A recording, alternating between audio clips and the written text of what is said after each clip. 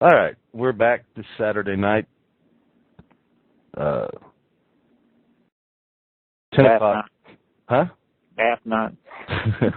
We're a few minutes late. We were discussing a few little things before we got started, but this is the Politics and Prepper podcast at TalkShoe. The show ID number is 120315. Excuse me. If you want to stop in. And we do this show every Saturday night, or almost every Saturday night. I missed it once.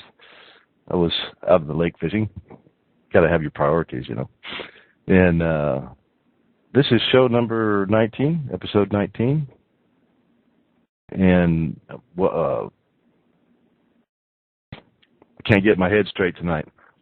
Anyway, so let's just get started. We got a new website, and we have noticed, since it's so new, that if we give you the URL, which is livefreenews.com, and ask you to stop by there if you're interested. And we're going to catch up on the show notes and get some stuff put up over there. But we've noticed when you go and put that URL into the search, you're not going to find our website. It's so new, and maybe Google just doesn't like us because of what we talk about. It's not listed very well, so you'll have a hard time finding it. You'll find Live Free Now for the first several pages. But if you'll stick that URL into the address bar at the top and not the search bar, it'll go to it that way. And hopefully, we got enough downloads, but we're just thinking we ought to have more traffic. But we're noticing that I noticed, and then Mike and I were talking about earlier, that when you do put the URL in the search bar, it's hard to find. So maybe that's the problem. But we'll see. I just wanted to update that little information. And I guess we'll just get on with this. Early this week, and I probably should have caught up on the guy's name, but there was a judge in Lubbock County that was all over the news because he was discussing that he's concerned that Obama will cause major problems, cause collapse. And we know he's just a puppet, but just for this topic, he was worried that Obama would try to take our guns and, big problems would happen, and then he'd have the UN come in and try to take over. And this judge was talking about that, and he wanted to get his area, wanted to raise the taxes and get his county better equipped to protect his county from that type of thing. Now, there was a local radio host that works out of San Antonio, and I think he also does one in Houston. They were discussing the topic. And Joe Paggarillo or something like that. He's also on the Glenn Beck show. Yeah, he's also been on Glenn Beck show quite often, so the name's not unfamiliar. But he lost a little respect for me when he did this. When people would call and try to discuss that topic, and we're leaning more towards understanding what the judge was saying or trying to say, because everybody was attacking for being totally nuts. And Pat was doing the same thing. He was acting like you're just freaking nuts, you're just a total idiot. If you think Obama could do something like that, and he's saying stuff like, if Obama tried to suspend the Constitution or take away our guns or whatever, they would freaking throw him in jail. His closest friends would be the first ones to throw him in jail, and I say that is BS. I can tell you why he says that. Go ahead. Saving his ass? Well, no, he's hooked in with Glenn Beck and everything. He sits in with him. He's on the show quite a bit. And if you listen to Alex Jones, he thinks that Glenn Beck is running interference for the NWO, just to try to keep everybody kind of, everybody suspects something's going wrong, and Glenn Beck is sort of there to pacify everybody and steer them away from the actual, total truth. And Well, I don't know if Glenn that's say there's a big problem coming? There's a big collapse coming, and get prepared for it and all that? Well, I hear him saying it. That's the puzzling part of it. But I think that he's trying to put the blame on somebody else other than where the blame really lies. And you just have to listen to Alex Jones. I listen to both, but I haven't listened to Glenn lately. Yeah, I mean, it's well. I'll give you an example. Like when the FEMA camps were being exposed, Glenn Beck was poo-pooing it like they don't exist, et cetera, which is what the NWO wanted you to believe, that they don't exist. So he never would admit that. I mean, he was trying to downplay it and trying to prove that they don't exist. And I know they do. I've seen them with my own eyes, and I know where one right here in just south of Fort Worth is. Yeah, I know about that one. And I've never seen one, but I got a couple of friends that are in the military saying that they are there.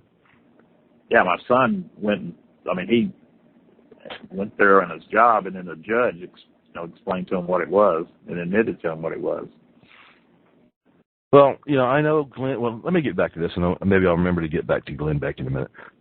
There's another topic that goes along with those two I might want to get into. So anyway, we get back to Joe Pags and the way he was acting about this. So the thought occurred to me is, and I think maybe you might understand this, Al, Mike, I don't know if you try to talk to people about this kind of stuff or not, but...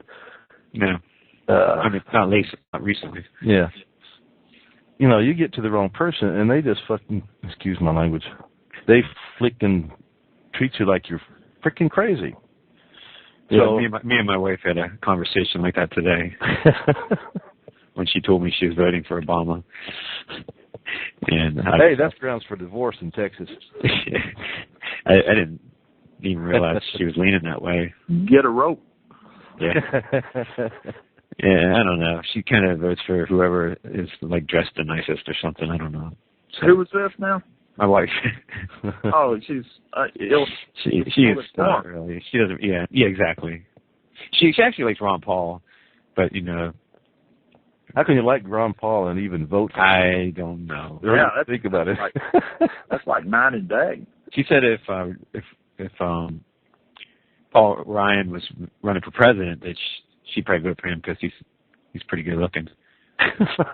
I'm like, come on. I mean, what do you? I didn't even bother trying to spend energy on that. There's not any reason. Let's don't get onto your wife's stuff. She's not really into the politics. Well, there's people like that. There's a lot of people like that don't even have a clue what's going on, but they'll still vote. Yeah. Or vote for completely the wrong reasons. But let's get off your wife topic. We don't need to be going there. No. And exactly. You got to deal with that yourself. Well, anyway, so, and I don't know how I'm going to explain this, but I'm going to give it a shot. Now, there's a joke, how do you know when a politician's lying, when he's talking? And you can say that to a liberal, you can say it to a Democrat, you can say it to a conservative, Republican, whatever, however they define themselves. And you'll hear it from them, and you'll get a laugh out of them or a smile. Nobody's offended by that, except for maybe the politicians. But I don't even think they do, because they know it's the truth. So, for the most part. So, if that is so prevalent, and everybody understands what they're talking about when you say that, why would you trust these people with your freedom, with your rights, with your jobs, with your money, with your taxes, with your anything? You damn sure wouldn't trust them to babysit your kids, or at least I wouldn't. I don't know one of them I would. You know what the problem is, Steve? It's the people don't have enough time. They don't make enough time. But I mean, we're so consumed by everything else in our lives. Yeah, but to me, because it all starts at the primary, the primaries and that part of the process. By the time you get to your two candidates, you're stuck. I know, but to me, our way of doing things is not perfect. All right? And we know that. Yeah. And we know we have crooked politicians. It's in the news all the damn time. There's plenty of history to show that. And I don't mean just history that just you have to go looking for. I mean stuff that's just out there all the time, and it's been out there in the history books, and at one time it was even taught in school. I don't know what they're teaching these days. Oh, guess 4. If Willard gets in, he'll sign Patriot Act 4, NDAA. Oh, anyway, let me get back to where I was thinking. So anyway, I have a natural distrust for government. I mean, I don't. My dad didn't teach it to me because we didn't talk politics because he was in the military and OSI and stuff like that, and Vietnam and guarded presidents and all kinds of stuff. But I know he's a very conservative person because I know who he votes for and just by the way he does things and what he believes in. But he never taught me that.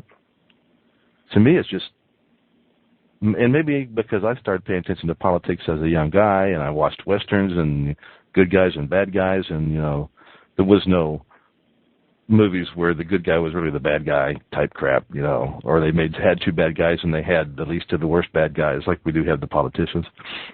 It's just naturally ingrained. You don't trust these guys. You have to decide who to vote for, and yeah, you'll have some that you like well enough to go out and maybe help campaign for or whatever.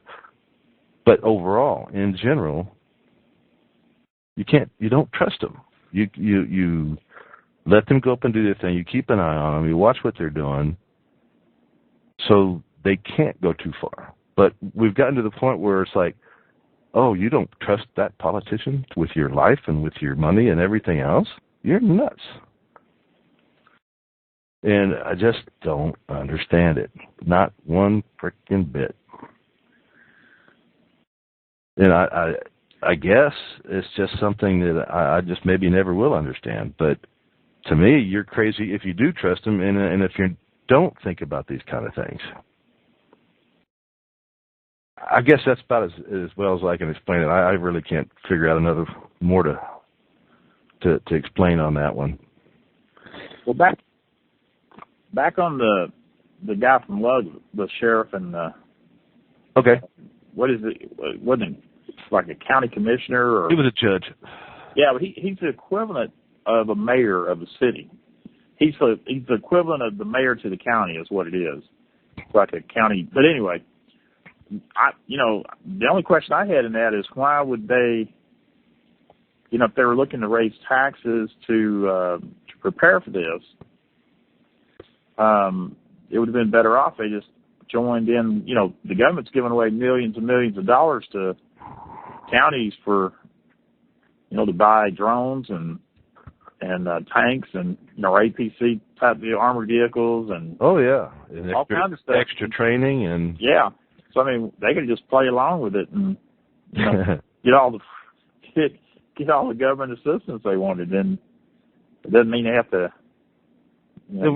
use it the way they want them to use it when it comes down to it. Yeah, it doesn't make a whole lot of sense to me. I don't know the guy. Haven't heard much background on him.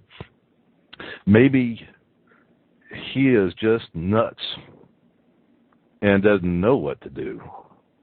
Maybe he doesn't want to take that. Maybe he's not smart enough to figure out he can do that. Maybe he's doing it on purpose to make people that think that way look stupid. Maybe he's on his way out, and we don't know it. And he's, there's probably all kinds of things out there. Right. The whole thing really didn't make sense why he would say something like that, knowing the environment and the climate. But maybe we'll find out more as it comes.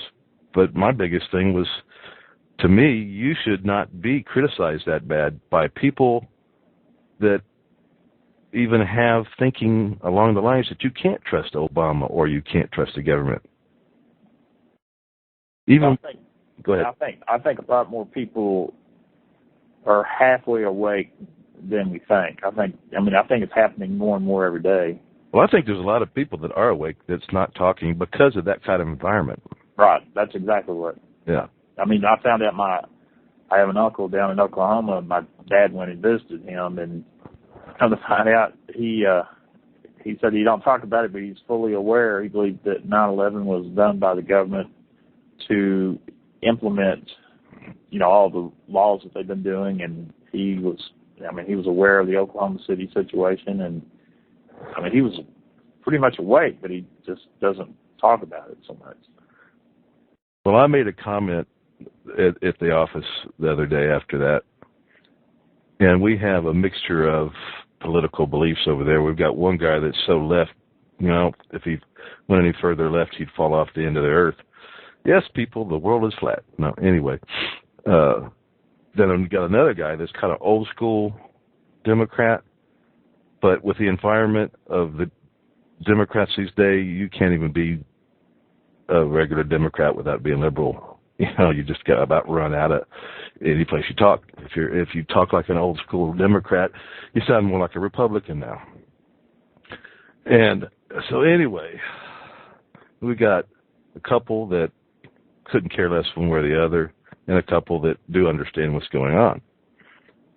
So one of the guys brought it up about the guy, and he goes, well, what do you think about that judge? And I go, he's a little out there, isn't he? And they all go, yeah, he is. Every one of them. Not a one would stand up and say anything. And I go, well, maybe he's not quite so nuts as you think. I can see how he might think that way, even though I wouldn't have been on the air talking about it and on TV the way he did, because I could have told you beforehand what was going to happen. Now, my little show here, I don't really care. I'm not a big guy. I'm not going to be making it in the news, and most of the people I know basically how I feel, and the ones that would say anything about it, I don't care. It don't mean anything. So I don't have that much to lose. But if I was a judge, I think I would have found a little bit better way to explain it than what he did. So, but anyway, maybe we'll find some more news down the road. Maybe they'll follow up on it, or maybe they won't. These stories have a way to find, I don't know. I don't even know where I was going with that. I just totally lost what I was thinking. I worked too hard today, I guess. I went to work today, and then I came home and did a bunch of reloading for Jim. Oh, by the way, Al, I know you don't know this yet. I don't think I told you, but Mike, you do that. Jim is doing pretty good today. He's at home. You still there, Mike? Looks like Al dropped out. Let me see if Yeah, I'm here. Okay. I had it on mute, so that's some background noise. I lost Al, so let me see if I can get him back in. Let me go back over here. I was looking up some pictures on trying to find some news on those APCs that were sighted in Texas, I believe. You back, Al? Yeah, I'm back. Okay. Well, anyway, back to first. Mike, give out the website. Yeah, it's livefreenews.com. And this episode will be at livefreenews.com/19. And we are going to try to get back over there and get together, me and Mike, and get the show notes caught up. And my website is bestbugoutbagcontent.com, which you can go to Live Free News and find a link there too. Okay, back to Glenn Beck. Unless Al, unless you got something you got something special you want to add tonight, or? I mean, I've been the only thing I would have to say would be along the line of prepping stuff. But finish up your Beck, and then we can talk about that. Okay. Well, Beck and Al don't seem eye to eye. Beck's a lot more mellow about it. And I always got the impression that Beck was really understanding what was going on, even though he doesn't go as far as Alex Jones. But I have seen one major difference that really I can't quite put it together in my mind is, and I know, let me first say this. When I talk about this topic about Israel, I'm talking about the politicians. I'm not talking about the people, because they're kind of in the same boat as we are, I think. Beck has gone to Israel and done things to kind of promote the relationship between Israel and the United States, and that we've always been behind them and supported them, and they've supported us, and we've had our problems, blah blah blah. But in general, I think he does it for the religious aspect, the Christians and the Jewish and the different religions to work together. Beck's a Mormon, right? Yeah. Okay. Yeah, but he promotes the religions sticking together and fighting this tyranny and government takeovers that we're talking about. But Alex, now we're talking about the government, right? Alex says that Israel is basically part of the problem and the enemy here. They come from two different, totally different aspects of this or thinking, and I haven't quite figured out what is right and wrong here. I don't know why they have such a big difference in opinions on it, and I'm not saying that Alex is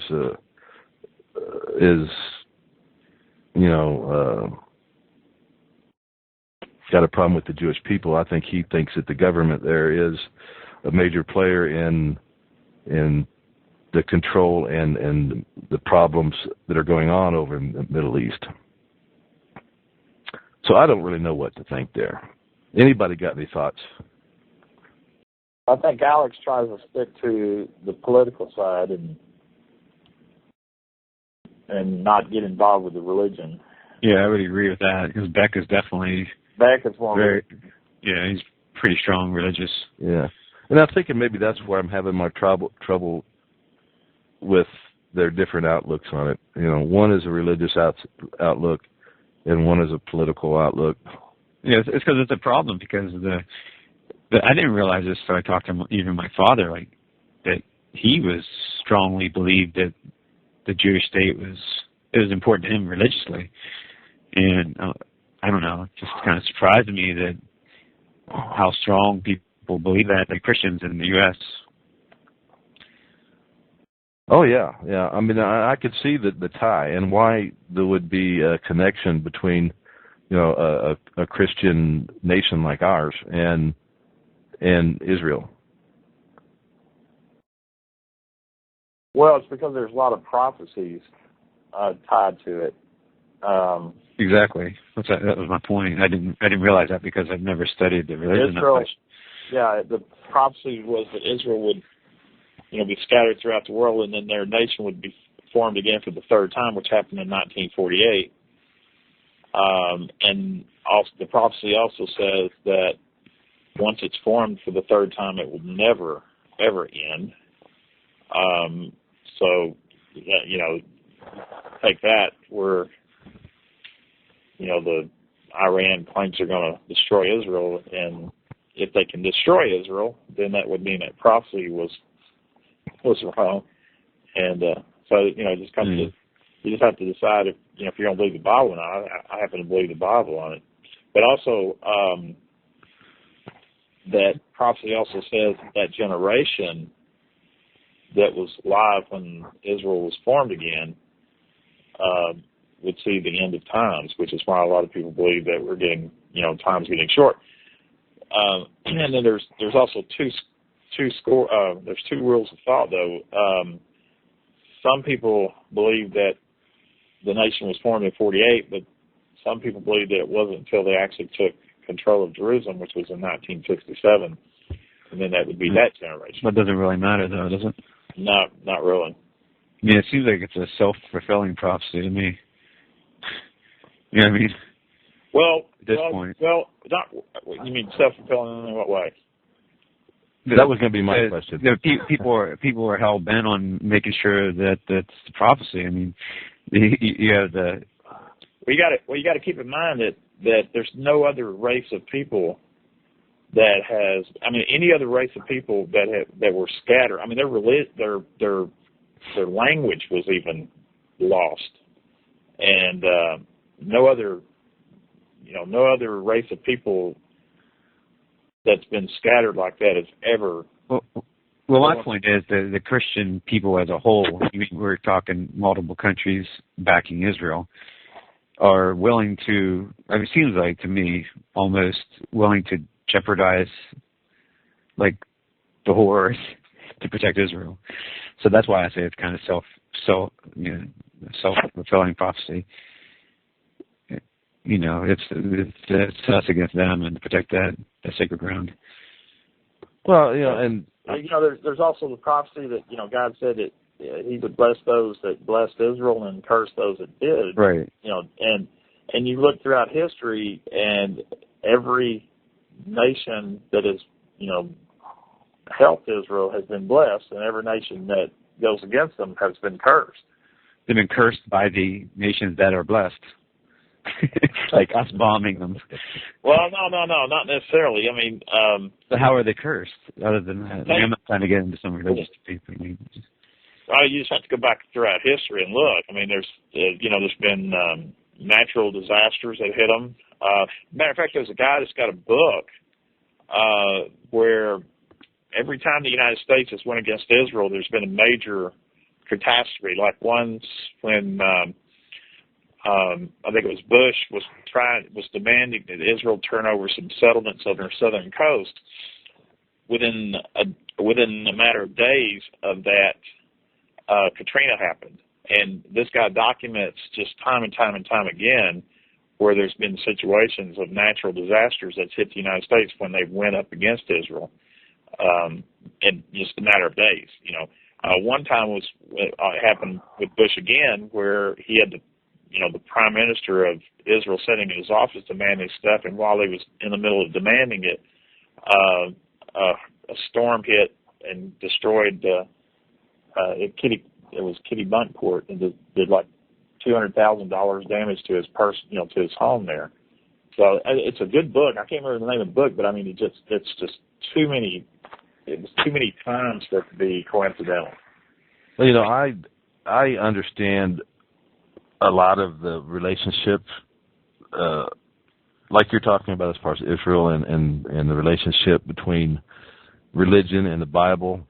And as you know, I'm not a big religious person, but I do believe that I'm not a big churchgoer, I guess is what I'm saying, and I don't read the Bible and go through all the history stuff. You're way ahead of me on that. Although there's a lot of it I do know and do understand. I can't sit here and talk about that kind of stuff and bring that kind of information out, which is another good reason I like you on here, because you got a wealth of information about lots of different topics that you're better at bringing out the names and being able to put the information out there on a lot of that. But and I have always been a backer of Israel. I think we should be backing them. And when I hear our government, just on the aspect of looking at how I would react if it was happening to us, if a country like Mexico or Canada, say, decided they didn't like us and they were going to start attacking us, and which caused a war, and in that war we went and we ended up taking some of their territory that they were attacking us from, and then they wanted it back, I'd say, screw you. You use that land to attack us. It's perfect land to attack us from, and we're going to keep it forever. there wouldn't be any argument in this country about giving it back to Mexico or Canada if that kind of thing happened. But yet they want to sit there and tell these people that they got to give this land back that is perfect for their attacking you and has been used that way. And then acting like they're the bad guy for wanting to keep and protect that property and that land. I don't see why they should give it back. And if it causes problems with other people, tough shit. You attacked this. Well, see, that land was deeded to them way long before there was any Palestinians. Well, hell, there never was even a Palestinian nation, was there? Though those people were created, they were all refugees. Yeah. From during the 6-Day War, back in the 60s, one of those wars, I forget which one it was, but anyway, they were a bunch of refugees that they, left the war zone, and then the countries wouldn't take it back, so they basically formed Palestinian, the Palestine people. But I mean, Israel's not even in control of all the land that was deeded to them. If you go back and look at it from a biblical standpoint, when Moses was given that land for his people, way before any of those people were on the were around. I mean, before those nations were around. Yeah. And eventually it will be their land.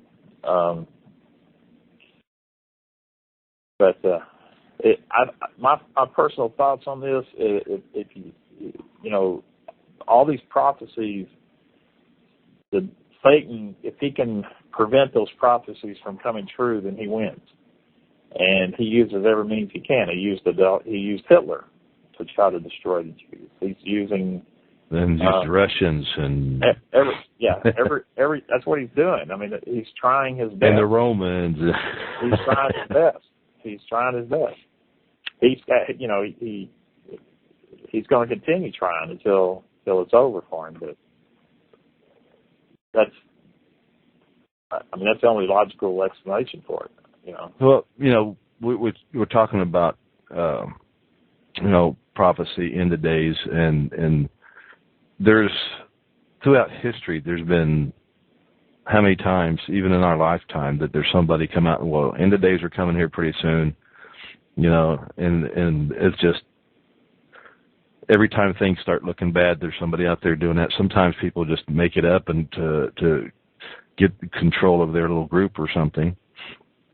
But throughout history, there's been who knows how many times where people were talking about, the end of the world's coming, as prophecy described, and it hasn't happened yet. And if it does, there's nothing one way or another we can do to make it happen or stop it. I mean, we're not that powerful. And I'm talking about individuals, we as an individual, we can't do anything. It's going to happen one way or the other. But to me, you got to live your life and keep control of your government, keep control of your life, keep control of your freedom, and fight for that. Because freedom is a God-given right. It's not given by people. It's not given by man. It can't be taken away unless you let it be taken away by man. So to me, I'm not even dealing with the prophecy as when it's going to happen or how it's going to happen, because I don't see a way for me to do anything about it. But I can stand up against man and fight for my freedom and my rights and my country. So that's the way I look at it, and that's what part of what we're trying to do here is. Get the information out, discuss what's going on, because we can control our future as man sees it and as man controls and as the enemy tries to take those freedoms away from us. And to me, and maybe it's not the best word to use, but the government is the enemy, as in we have bad people in government from time to time that need to be controlled. And you can't control them if you trust them. You won't even see it. So a healthy what word am I looking here? Healthy mistrust. A healthy mistrust, a healthy skepticism of the government is a great thing, and I don't see a dang thing wrong with it. And if somebody tells you you're nuts because you don't trust the government, well, don't even bother arguing with them because it's not going to do any good. But you know who the crazy one is them. They shouldn't have enough power where they could do that much damage. That's the problem where it's been so bastardized. Oh, we've let them do it though. Yeah, exactly. And because have y'all seen what happened at Marine? I was going to ask about that. I saw something and I missed it. I saw some stories about a Marine. And go ahead. I think you're probably talking about the same story. So go ahead, Al. Yeah, I mean, he had posted stuff on his Facebook site about the Federal Reserve, the fraud, stuff along that line. Nothing really terrorist or nothing really threatening. Just a lot of truthful stuff about 9/11. Was that the ex-Marine Brandon? Yeah. Robert, something like that. Yeah. Yeah, and anyway, he was arrested and taken to. I guess he was arrested under the new DNA, the DNAA. Took him to a psychiatric place. Doctor there told him they was going to wipe his mind with drugs, threatened him like that. And but anyway, there was a big uprising across the country about that. It was all over the news, and his mother had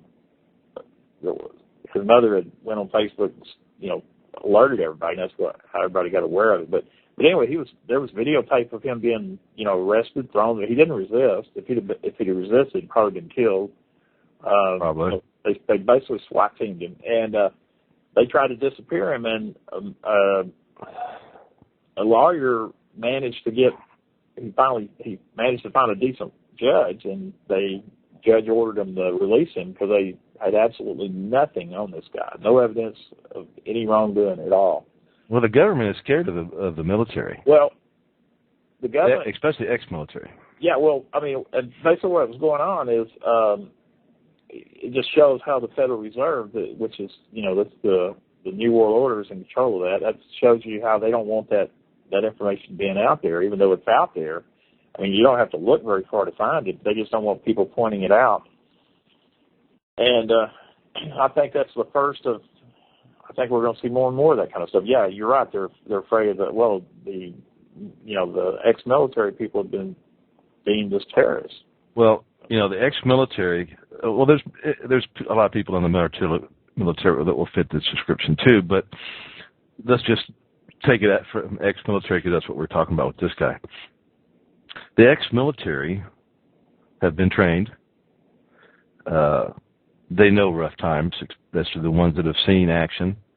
They know how bad it can get. They've been through it. They've been, like I said, well trained. They also have put their lives on the line to protect our Constitution and our freedom.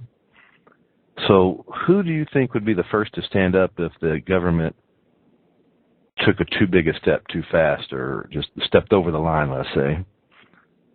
Who do you think would be the first ones to be out there doing something about it? Especially if, say, the government dirtied the wrong guy and pissed off enough of them where they said, okay, that's enough. Well, we can't stand this anymore. Well, see, one of the things that he discovered when he went to where they took him to the psychiatric place, there's lots of soldiers that are being held there, ex-soldiers. Well, yeah, that's not news. I've heard quite a bit about that. And well, maybe it is news, but not new. Right. So I mean, there's people being swept up and put in these places, and I think that I don't know if this story is going to die, but I hope not. But anyway, he's supposed to be on I think he's supposed to be on the Alex Jones show next week. Well, that, and I think his ex-lawyer is starting to step up and talk more about it too. I mean, his lawyer is starting to step up and talk about it. Yeah, and he's both.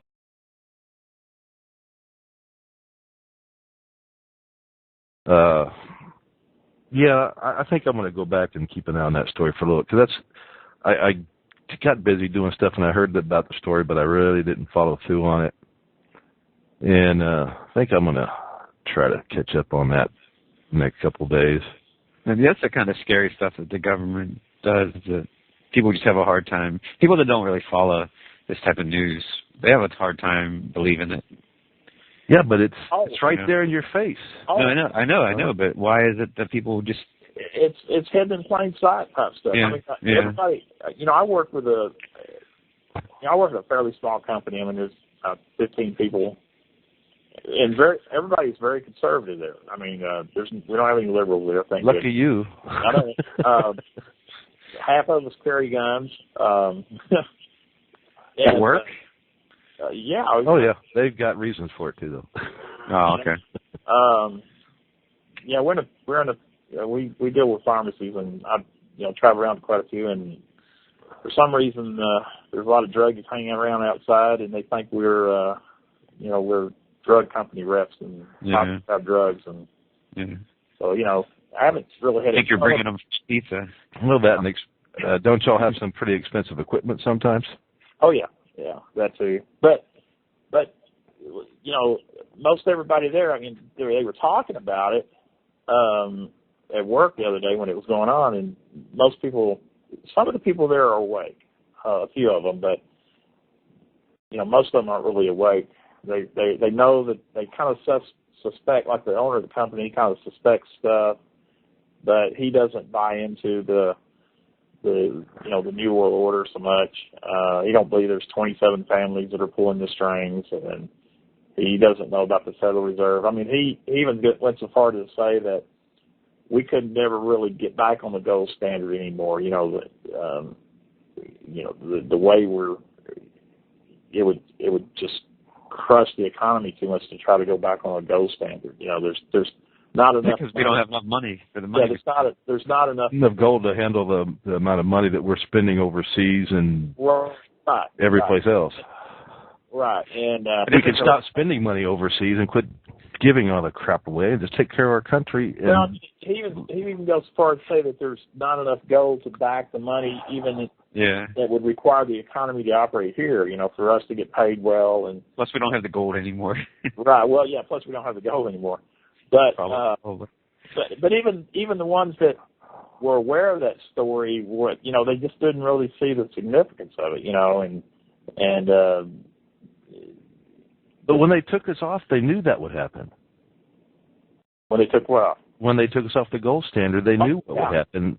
Well, sure. We knew it back then. I mean, it was discussed back then. But if they at least stopped printing money, I mean, that would have to help. At least you're not, increasing. I mean, you have to print it.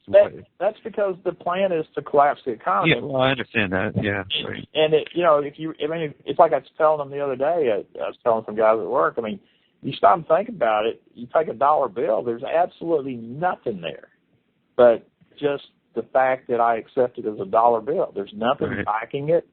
It doesn't mean a thing. And it's like monopoly money. It's just like monopoly money. Okay, you got $1, I'll give you this for that dollar. And but there's nothing legal. There's nothing legal about it. It's not even legal money, constitutionally speaking. But it's just the faith and trust of everybody. But if anything was to happen that destroyed that confidence in it, we're in trouble. Yeah, and that's the problem. Things can happen very easily. I think the economy, the way the economy is set up now, it's a lot easier for it to be manipulated. Oh, it's manipulated. And it's also a lot easier for major natural causes to create a problem and a crash. The natural has air quotes, natural causes. Oh yeah. It makes you wonder what we're creating in some of those areas. Well, I tell you, that kind of with like harp and stuff like that. Yeah. Yeah, that kind of is kind of a segue into what I was going to talk about briefly. Is if you look at our agricultural production this year, I think it's almost 80% down. Yeah, a lot of the farmers here in this area are planting a fall crop that normally they would not plant.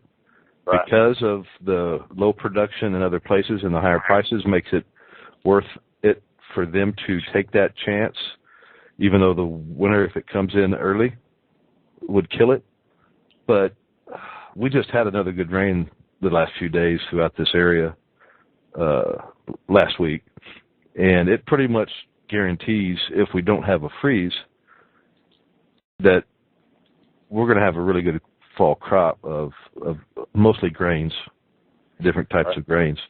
And so without a freeze, the farmers here are going to do really good. But it's still not enough to make up for the lack of production in the above us, in the middle part of the country and up. Right. Yeah, and as a result, I think we're going to see our food prices, if everything is still rocking along next year, which I kind of have a tendency not to think so, but we're going to see some awful high prices food-wise. And which is why I think everybody needs to go out on YouTube and still do some searches on food prepping on the cheap. It's ones I've been looking at recently. You can go to there's all kinds of stuff you can buy at the dollar stores that you can reseal if you got like a food saver. Mm-hmm. There's a lot of stuff out there, and by the way, I hadn't got to that topic yet, but that will be one of them I get to. I mean, there's so many topics to get to that Jim, who's not here tonight, has been working a lot with that. Yeah. And there's a lot of good information out there, and you can get a lot of stuff really cheap. You don't have to hardly hurt your budget at all if you start doing it a little bit at a time. Right. And it does not take that long to build up a fairly good food supply that way. And also, people should look into growing their own gardens. And, I know it won't help you in an emergency, but right, we got to get away from the dependency on this. Well, yeah, for a couple of reasons. The GMOs and the additives and the stuff that you're looking into, Mike. That's part of the reason to do it, to get healthier food. But any prepper should, after they get to a certain point, be looking at long term. And if something bad does happen, and it's a long-term deal, you need to look at that. You need to look at a garden. You would be amazed at even a small yard how much food you can grow if you learn how to do it properly. Right. In a small area. Now, it won't take care of a large family for a long amount of time, but it will supplement it to the point where you can't even, you can can it up and get through the winter. You may make too much of something and trade it to the next door neighbor for something they got. Well, something bad happens, and someday you're going to need to know that stuff. Well, you get past the time where you use what's in your emergency stash, and someday you may have to grow something. Yeah. Yeah. It's amazing what YouTube's a wealth of information. Put in like SHTF, stuff hits the fans. Yeah. But there's all. I was looking today, something I never even thought of, where a guy showed how you can dig a hole in the ground about 3 foot deep by 3 foot square, and you can put a cup in the center of that, and you can put a sheet of plastic over it with a rock in the center where it, where it's right over that cup, and it's a sun distillery, and you get water. It'll generate water. Another guy, and you don't even have to clean it. I mean, when it comes to like that, you can drink it straight from it. Right. And another guy, he took some little young sapling trees or whatever. He took a big plastic bag, put over them, and then bent them over and tied them down to the ground. And that tree would act like a water pump, and it was pumping water up, and it was all coming out into the plant. Just amazing stuff you can learn, from some of these shows, some of these YouTube videos on there. Al, when we get done with this show, we're going to hang around for a minute. Bring that topic back up. I want to talk to you about something about it. Okay. But keep going. If you still got more, go ahead. Oh, just the whole ideal of prepping. I mean, look at like up in the Northeast back here just a month or so ago when they were out of electricity for days and days, a couple of weeks really. You almost gotta have something, some food prep. I mean, if you don't even think there's going to be an end of the world or emergencies or whatever, you should still have a little bit of food just for something like that. Yeah, just earthquake, tornado, whatever. Hurricane. Yeah. For people that, when we talk on this show, we almost always are talking about man-made emergencies that you need to be ready for. But I want to remind you, and we've talked about Katrina, but let's go a little bit further. It hasn't been that far back in history where, remember when George Washington crossed the Delaware? Yeah. And the Delaware was frozen up? Well, it doesn't normally freeze up. That was like towards the end of a mini ice age that was caused by a volcano. A lot of our immigration to this country was for the same type deal, natural problems where the potato crops over in Europe were infected by a disease, and since they were all using almost the same variety of potatoes, famine. So you talk about the Dark Ages. Well, if I understand my history correct, that was volcano-related, and it was actually dark, compared to normal because of all the ash from the volcano. Yeah, we're just one solar flare away from being in the Dark Ages. Well, you could have solar flares, but a solar flare can knock out the electronics to the point where you couldn't communicate and things would just fall apart. You couldn't go to work because people can't even count. You go to the store and ask for change. Their computer's down. They can't even figure out how to make change for $1.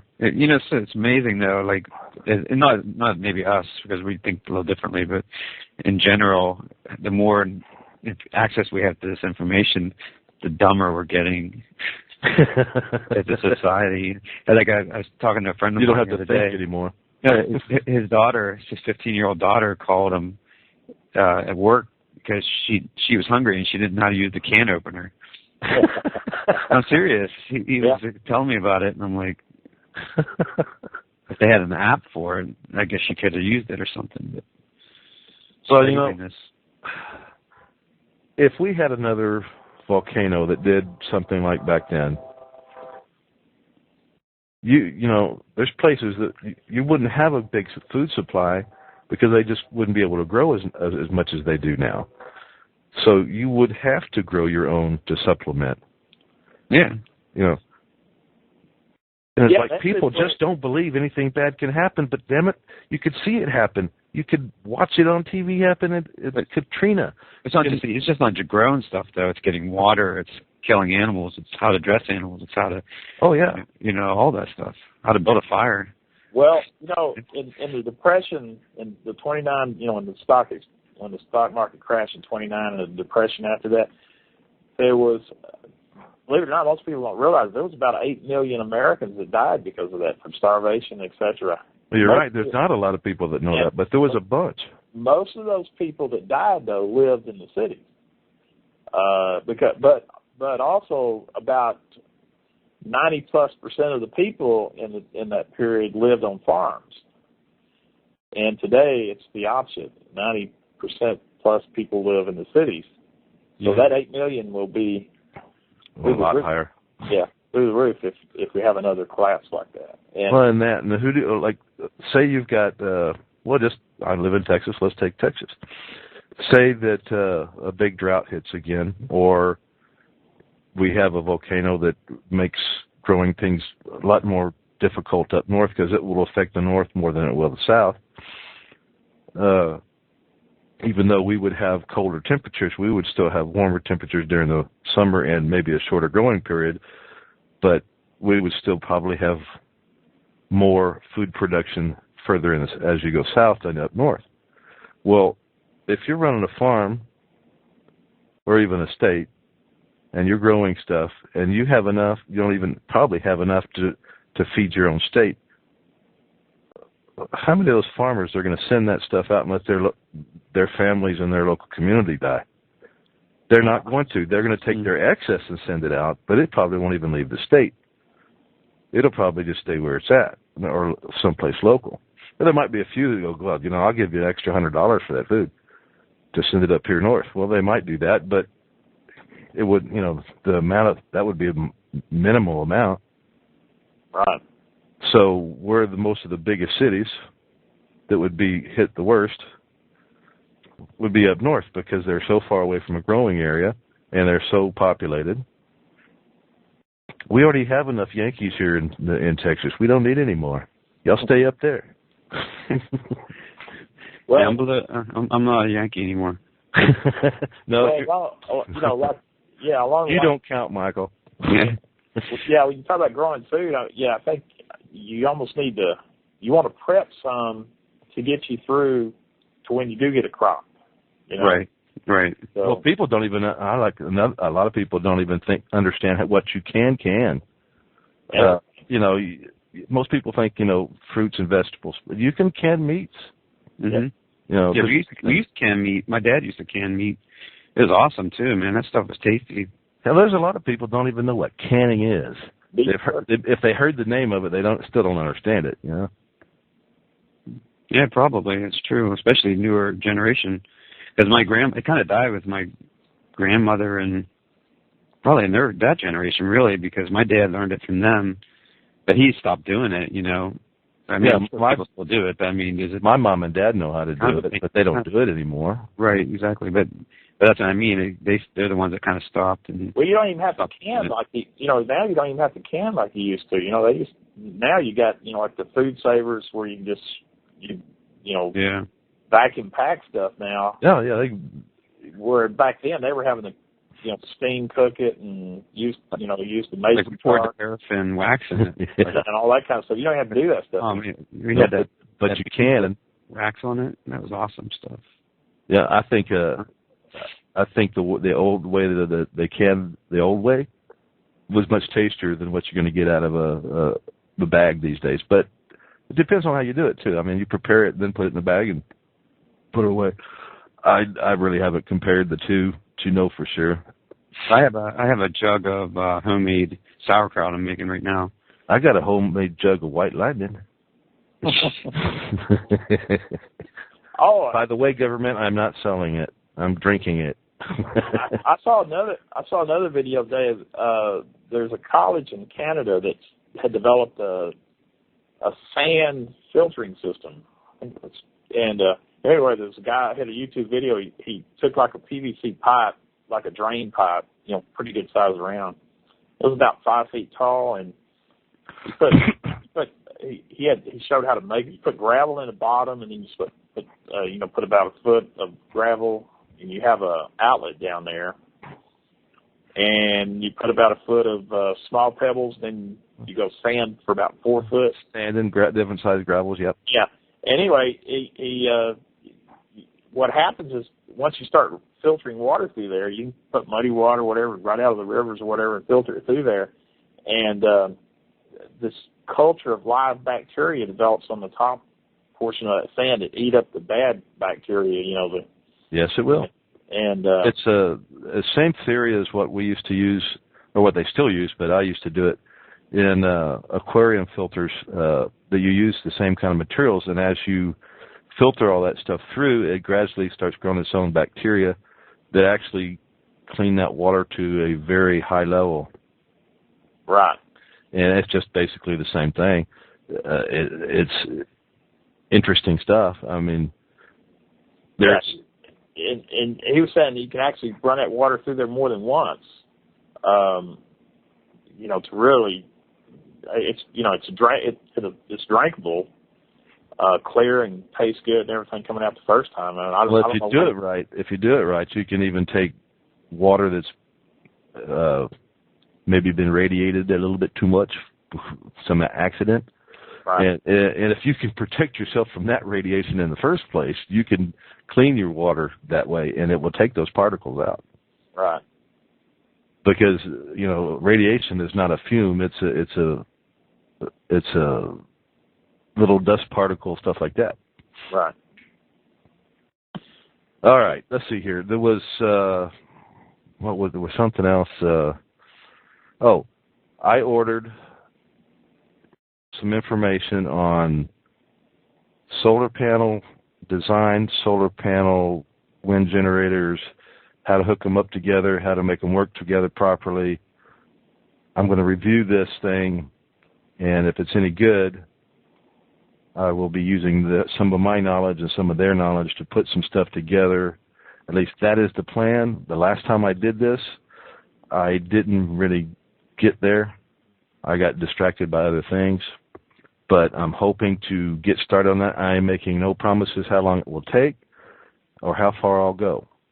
But what I'm going to do is I'm going to start out with a little project, solar and solar panels and wind generators, and gradually build that project up. And if it works out, I'm going to try to make my house to the point where when I go out to the meter, it's going back asswards.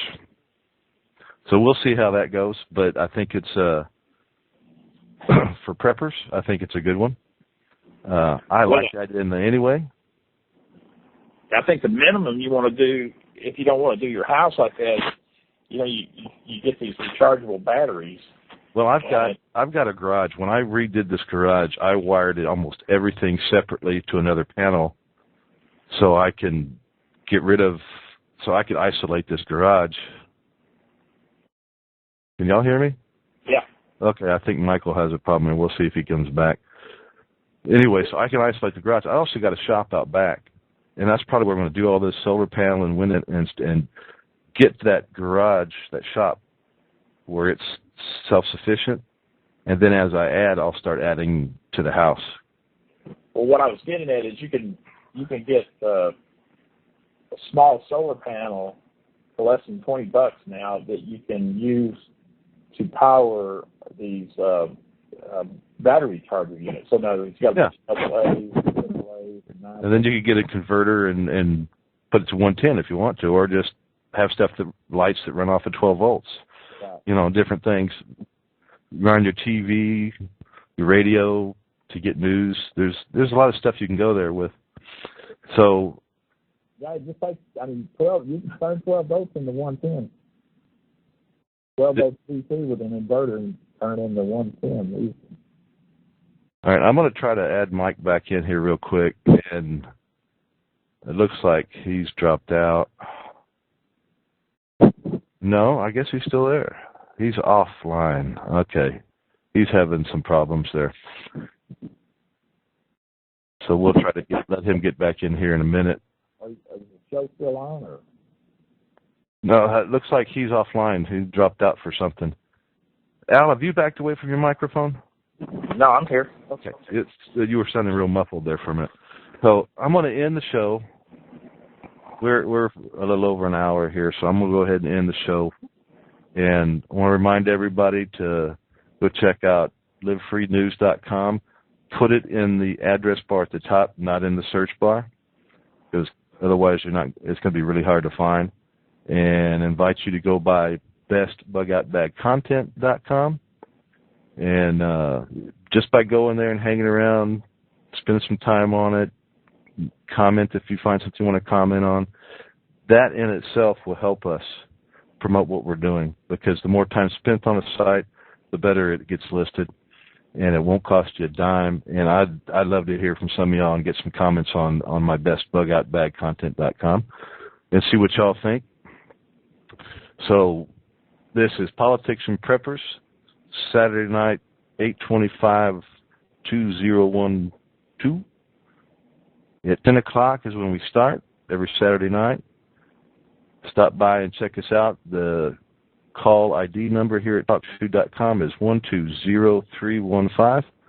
I hope you stop by and join in. And let me go over here and end the call.